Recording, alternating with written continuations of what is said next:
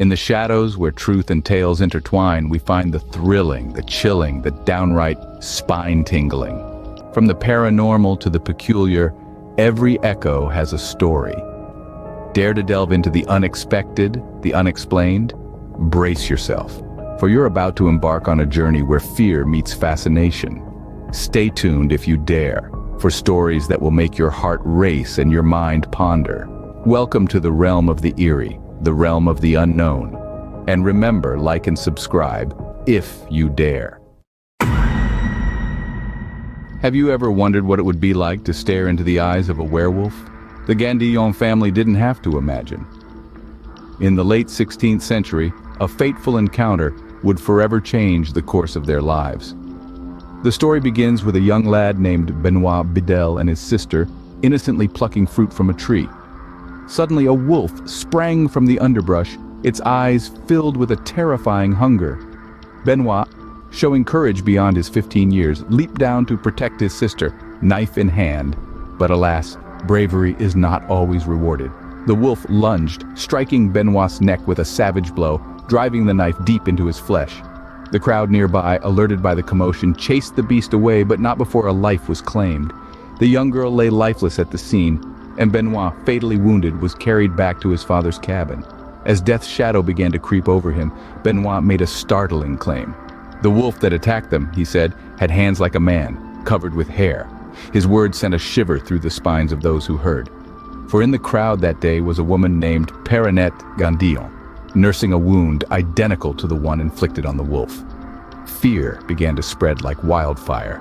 Whispers of witchcraft filled the air, and suspicion fell heavily on Perrinette, marking her as a pariah. The villagers believed they had a werewolf in their midst, a terrifying creature of the night who could walk amongst them by day. Fate had it that among the crowd was a man with a keen interest in such peculiarities. Henri Boguet. A notorious witch hunter, Boguet was known for his relentless pursuit of those accused of witchcraft and lycanthropy. With a chilling sense of purpose, he turned his gaze towards Perrinette Gandillon, setting in motion a series of events that would forever be etched in the annals of horror. Boguet, a merciless witch hunter, had found his next target. The aftermath of the wolf attack had left a young girl dead, her brother fatally injured, and a town gripped by terror. The dying boy's claims that the wolf had human hands and the matching wound found on Perrinette Gandillon were all the evidence Boguet needed. Swiftly, he rallied the frightened townsfolk, feeding on their fear, and used it to his advantage. He painted a vivid picture of the Gandillon family, shrouded in darkness, their hands stained with the blood of innocent children. The town, already on the knife edge of panic, was easily swayed. Perrinette, the accused, was seized and executed without trial, her pleas of innocence drowned in the deafening cries for justice. But Boguet was not satisfied. Whispers of black magic and witchcraft swirled through the town, each rumor more unsettling than the last. They spoke of the Gandillon family, of their strange behavior and chilling rituals. Boguet, ever the opportunist, used these rumors to fuel the fire of suspicion. He had the entire Gandillon family arrested, their fate hanging in the balance. Boguet's shrewd gaze fell upon Antoinette, Perrinette's daughter. Young and terrified, she quickly confessed to witchcraft under his relentless questioning. Her brother Pierre and his son George, however, proved more resilient. Boguet had them observed closely. Over time, he claimed to have witnessed them engaging in strange behaviors, walking on all fours, barking, howling, their bodies covered in unexplained scratches. When questioned in this state, they too confessed to witchcraft. Boguet had sealed their fate. The town watched in horrified silence as the Gandillon family, accused and condemned, were led to the stake. The flames rose, casting long, monstrous shadows, and the town held its breath. In the midst of fear and suspicion, a family was about to pay the ultimate price. Under Boguet's watchful eye, the Gandillon family's fate was sealed. Antoinette, Perrinette's daughter, was the first to crack under the pressure. She hastily confessed to practicing witchcraft, her words a chilling echo in the silent courtroom. Yet Pierre, her brother, and his young son George held their tongues.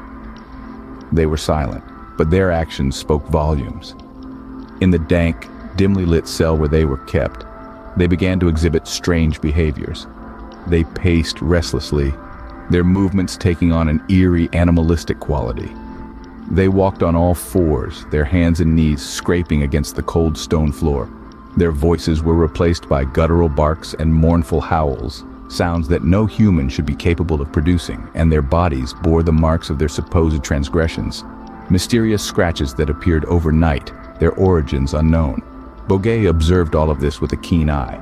He questioned them relentlessly, his voice a constant drone in their confined space. And eventually they broke. Pierre and George confessed to their crimes, their voices hoarse and trembling. They admitted to practicing witchcraft, to transforming into wolves, to terrorizing the innocent. Their confessions were the final pieces of the puzzle, the final nails in their coffin. And so, the Gandillon family met their tragic end. They were led to the stake, their faces pale and their bodies trembling. The crowd watched in fearful silence as the flames licked at their feet, slowly consuming them. Their cries of pain and terror echoed through the town, a chilling reminder of the consequences of their alleged crimes. A reign of terror had begun, and it was far from over. The Gandillon family was just the beginning. More would be accused, more would be condemned, and more would die. The fear of the werewolf, the fear of the unknown, had taken hold, and it would not let go. It was a dark time, a time of suspicion and death. And at the heart of it all was Boguet, the witch hunter, the executioner, the harbinger of doom. Henri Boguet, the relentless werewolf hunter, left a chilling legacy. This man, known for his ruthless pursuit of the supernatural, claimed a staggering feat. He boasted of having tried and executed 600 werewolves in his career, a number that sends a shiver down the spine even today. This was not a man who took his duties lightly, but rather he was a man consumed by his mission. According to Voltaire, a renowned writer and philosopher of the Enlightenment period, Boguet's exploits were filled with lycanthropic examples, each more terrifying than the last. The witch hunter's writings served as an eerie testament to his dedication, a catalogue of his triumphs against those he deemed beasts. One story that stands out in Boguet's grim gallery of werewolves is that of Claudia Gaillard, a woman who would later be known as the Werewolf of Burgundy. Claudia's tale is one that mirrors the unfortunate fate of the Gandillon family, a disturbing echo of the paranoia that Boguet's actions had stirred. Claudia was simply walking through the woods with a companion, Jean Perrin, when she was accused of being a werewolf. The accusation came after she disappeared into the bushes and a wolf emerged, causing Jean to flee in terror. Upon her return, Claudia tried to comfort Jean, assuring her that the wolf meant no harm. However, Jean's claim that the wolf had toes like a human was enough to seal Claudia's fate. Boguet didn't hesitate in bringing Claudia to trial, and like the Gandillon family before her, Claudia was executed.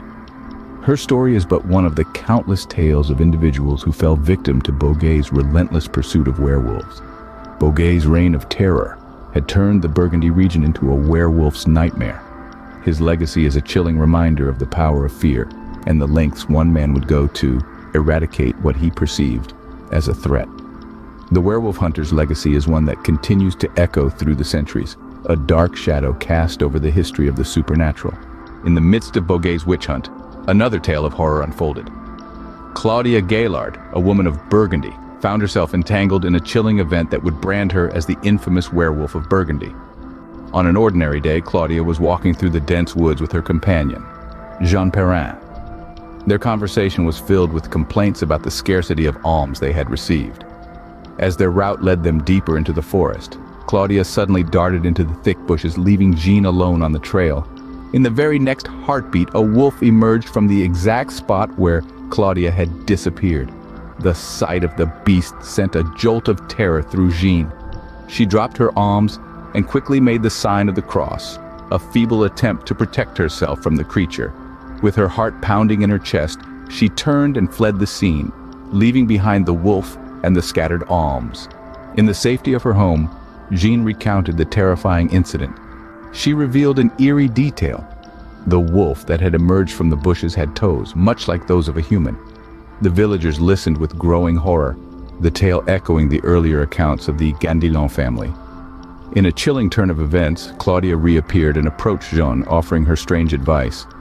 She claimed that Jean had nothing to fear, that the wolf wouldn't have harmed her. Her words, instead of offering comfort, only heightened the suspicion around her. The whisper of Claudia being a werewolf gained momentum and soon reached the ears of the merciless witch hunter, Henri Boguet. He put her on trial, and in the end, Claudia was executed, adding one more to Boguet's growing tally of werewolf executions. In the reign of Henri Boguet, no one was safe from the accusation of being a werewolf.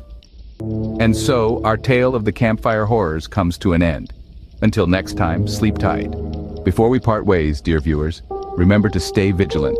The Campfire Horrors may have been extinguished for now, but the embers of the unknown always remain. As you lay down to sleep tonight, don't forget the lessons from our tale. Safety is but a fleeting moment in a world of unseen. So, if you've enjoyed this journey into the abyss, don't forget to ring that bell and smash that like button. Do it before the thing under your bed decides to pay you a visit. Oh, and keep those night lights on. You never know what might be lurking in the dark. Thank you for embarking on this terrifying adventure with us. Until our paths cross again in another tale of the unknown. Goodbye and sweet dreams, if you can.